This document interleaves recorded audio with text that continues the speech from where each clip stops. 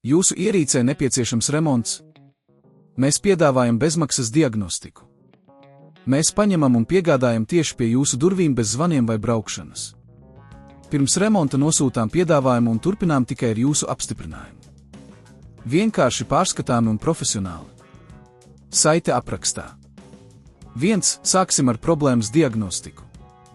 Ja jūsu Surface Pro 4 izslēdzas bez brīdinājuma, ir svarīgi vispirms pārliecināties, vai akumulators tiešām ir vainojams. Pievienojiet ierīci lādētājam un pārbaudiet, vai tā uzlādējas. Ja uzlāde notiek, tad problēma var būt saistīta ar programmatūru vai citiem komponentiem. Ja lādētājs nedarbojas, iespējams, ka akumulators ir jānomaina. 2. Ja esat pārliecināts, ka akumulators ir jāmaina, sagatavojiet nepieciešamos rīkus, Philips skrūvgriezes, plastmasas sadalītāji, jauns akumulators un, ja iespējams, statīvs vai paliknis, lai droši novietotu ierīci. 3. Pirms sākat, izslēdziet Surface Pro 4 un noņemiet visus pievienotos perifērijas ierīces. 4. Uzmanīgi noņemiet aizmugurējo vāku. Izmantojot plastmasas sadalītājus, rūpīgi atdaliet vāku no ierīces, sākot no stūriem. Esiet maigs, lai nesabojātu ekrānu vai citus komponentus. 5. Kad vāks ir noņemts, jūs redzēsiet akumulātora bloku. Pirms turpināšanas pārliecinieties, ka ierīce ir izslēgta un nav pievienota barošanai. 6. Atvienojiet akumulātora savienotājus.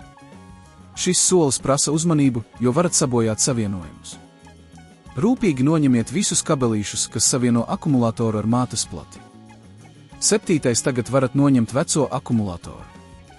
Uzmanīgi paceliet to un izņemiet no ierīces. Pārliecinieties, ka neiznīcināt citus komponentus. 8. Izņemiet jauno akumulātoru no iepakojuma un ievietojiet to vietā, kur bija vecais.